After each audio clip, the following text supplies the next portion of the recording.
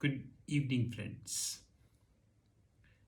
जैसा कि आपको पता है कि ट्रेजरी कंसल्टिंग एक ऐसी कंपनी है जो सीधी बात करने पे विश्वास रखती है, ना कि घुमाने घुमाने में विश्वास रखती है। और ये भी आपको पता है कि हम सोशल मीडिया पे काफ़ी एक्टिव हैं, जैसा कि वो यूट्यूब हो, लिंक्डइन हो, व्हाट्सएप हो, ट्विटर हो, फेसबुक हो, इंस्टाग्राम हो, टेलीग्राम हो। हम हर जगह पे काफ़ी एक्टिव हैं। रादर हम अपनी सोशल एप्स जैसे कि चिंगारी, जोश, मोज और इन जैसी कई ऐप्स पे भी एक्टिव हैं। आज खड़े होके treasury consulting around around 15,000 video से ज़्यादा का कंटेंट यूट्यूब पे डिफरेंट सोशल प्लेटफॉर्म्स पे अपलोड कर चुकी है और ये कंटेंट ग्रो कर रहा है। अब हम एक नई चीज़ शुरू कर रहे हैं और उसका नाम है तेरा बाप आया सीरीज। इंटरेस्टिंग नाम है, तेरा बाप आया। जैसे जैसे वक्त आगे बढ़ेगा हम इसमें ऐसे टॉपिक्स इंक्लूड करेंगे जिस पे कोई बात करने को तैयार नहीं है, कोई विचार करने को तैयार नहीं है, लेकिन तेरा बाप आया इंग्लिश में भी होगी और हिंदी में भी होगी। तो ये बिल्कुल भी मत समझेगा कि वो सिर्फ हिंदी में होगी, वो इंग्लिश में भी होगी और हिंदी में भी होगी, लेकिन पहली वीडियो हम हिंदी में बना रहे हैं। हम में से मेजॉरिटी लोग जॉब्स करते हैं अलग अलग फील्ड में, फिर चाहे वो डॉक्टर्स हो, साइंटिस्ट हो, इंजीनियर्स हो, एमबीएस हो, फिनेंस के लोग हो, एचआर के लोग हो, या अलग अलग अलग स्ट्रीम्स के लोग हो। हम लोग प्रिडोमिनेटली जॉब्स करते हैं। जॉब्स के दौरान एक माइंडसेट ये होता है कि हम धीरे धीरे धीरे धीरे प्रमोशन की तरफ जाएंगे और हमारी सैलरी इंक्रीमेंट होगी और हमारी शादी हो जाएगी, दो बच्चे हो जाएंगे, हम उनके एक्सपेंसेस बियर कर पाएंगे और हमारी लाइफ आसानी से निकल जाएगी। फिर चाहे वो मेल हो या फीमेल हो, मोर और लेस एप्रीहेंशंस जो होती हैं वो सेम होती हैं। 1% से भी कम ऐसे लोग पूरी दुनिया में, मैं इंडिया की बात नहीं कर रहा हूं, पूरी दुनिया में होते हैं जो आगे बढ़कर अपनी वेल सेटल्ड जॉब को छोड़कर अपनी कंपनी शुरू करते हैं। ऑफ कोर्स अपनी कंपनी शुरू करना कभी आसान नहीं होता, उसमें 10 तरीके के चैलेंजेस आते हैं। कई चैलेंजेस बहुत कॉम्प्लिकेट होते हैं, कई चैलेंजेस ओके ओके होते हैं, कई बहुत सिंपल भी होते हैं। मेजॉरिटी ऑफ द लोग हल्की सी कॉम्प्लिकेशन पे क्विट कर जाते हैं और दोबारा से इंडस्ट्री में ज्वाइन कर जाते हैं। 2020 के बाद ये आउटलुक पूरे तरीके से चेंज हो चुका है। वो इसीलिए कि कोविड 19 ने मार्केट को अंदर से हिला के रख दिया। In the sense like Covid 19 के बाद पूरी दुनिया में, मैं इंडिया की बात नहीं कर रहा, पूरी दुनिया में मिलियंस ऑफ जॉब्स कट्स हुई। और अगर आप ये सोच रहे हैं कि उसका पूरा डेटा गूगल पे है, तो ऐसा नहीं है। याद रखिएगा, अगर आप एक बर्फ के पीस को, आइस के पीस को पानी में फेंक दें तो उसका सिर्फ ऊपर वाला पार्ट आपको दिखता है।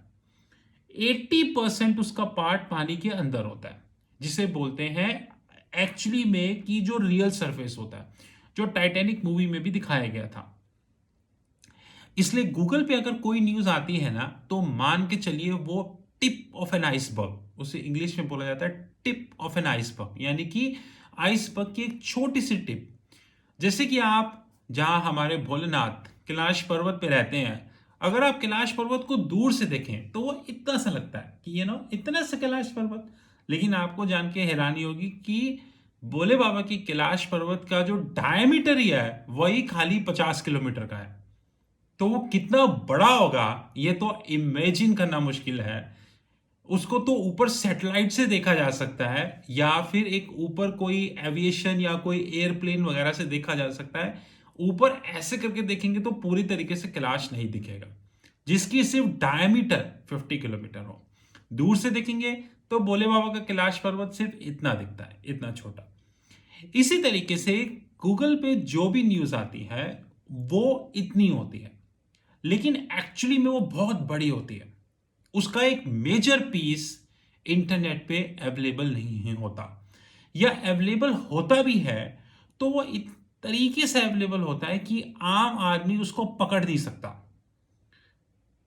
और होता क्या है, वक्त के साथ साथ लोग इंफॉर्मेशन से ज्यादा मीडिया पर ट्रस्ट करते हैं। मीडिया इस चीज का नेगेटिवली बेनिफिट उठाती है, ऑफ कोर्स उठाना भी चाहिए, क्योंकि जब उनको पता है कि उनके यूजर्स नॉलेजेबल नहीं है तो उनको इस चीज का बेनिफिट उठाना चाहिए। होता क्या है कि धीरे धीरे धीरे धीरे हम मीडिया के एडिक्ट हो जाते हैं। एग्जाम्पल, अगर हमें मीडिया ये बताएगी तो हम इस चीज को समझेंगे, अगर मीडिया नहीं बताएगी तो हम नहीं समझेंगे। जैसे कि मैं आपको एक सिंपलिस्टिक एग्जांपल देता हूं, पेटीएम। आज तक विजय शेखर शर्मा ने जिस काम में हाथ डाला वो कभी प्रॉफिटेबल नहीं हुआ, मैं ओपनली बोलता हूं। उसके बावजूद एक कंपनी जिसकी सेल 3,000 या 3,200 करोड़ है, और वो भी वो लॉस मेकिंग है सिंस इंसेप्शन, वो 1,40,000 करोड़ की वैल्यूएशन मांग रही है। इंडियन इन्वेस्टर ने इसमें पैसा लगाया, उनके साथ क्या हुआ ये उनको पता है। तो दोस्तों, एक बात याद रखें कि मीडिया कंप्लीटली बिकाऊ है, चाहे वो इंडिया की हो या इंडिया से बाहर की हो।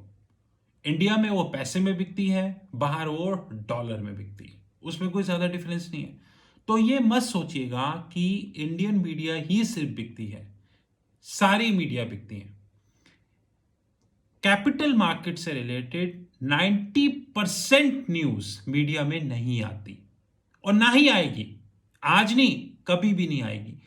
बल्कि जैसे जैसे वक्त बढ़ेगा वैसे वैसे और न्यूज गायब हो जाएंगी। तो अभी तो 10% आ भी रही है, धीरे धीरे 9%, 8%, एक समय ऐसा आएगा सिर्फ 1% न्यूज आएगी। इसीलिए आप अपने आप को नॉलेजेबल बनाएं, अपनी नॉलेज को अपग्रेड करें। अगर आपको लाइफ में कुछ आगे करना है, तो नहीं करना तो इस वीडियो को मत देखें। दूसरी इंपॉर्टेंट चीज जो आपको लाइफ में याद करनी पड़ेगी कि जो मीडिया में वही 5-6 लोग मुंह उठा के रोज आ जाते हैं, अगर वो लोग राइट इतने ही एक्सपर्ट होते जैसा कि वो दिखते हैं रोज टीवी पे, तो आज वो सारे वॉरेन बफे होते। क्या आपने कभी सोचा है? एक नॉलेजेबल आदमी कभी भी आपको अपने टिप्स नहीं देगा कि उसने कौन सा स्टॉक बाय किया, कौन सा स्टॉक सेल किया, क्योंकि वो रिसर्च होती है और रिसर्च करने में पेन लगता है, और वो अपनी रिसर्च को कभी पब्लिक में नहीं लेके आते।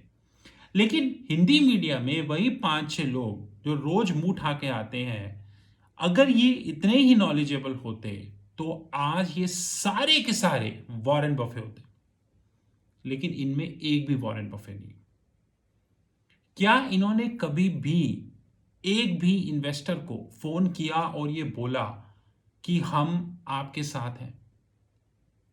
तो गाइस, ये था पहला एपिसोड, तेरा बाप आया। इस एपिसोड्स में बहुत फ्रैंक बातें होंगी, बहुत सारे लोगों की आईब्रोज रेस भी हो जाएंगी, लेट इट बी। लेकिन इस एपिसोड में जो हम अगला शूट करेंगे वो इससे भी ज्यादा फ्रैंक होगा। तो दोस्तों, अगर हम इसे कंक्लूड करें, हिंदी मीडिया की बात सुनो, बिल्कुल सुनो, कोई प्रॉब्लम नहीं है, लेकिन अमल करने से पहले ये देखो कि क्या वो सही बोल रहा है।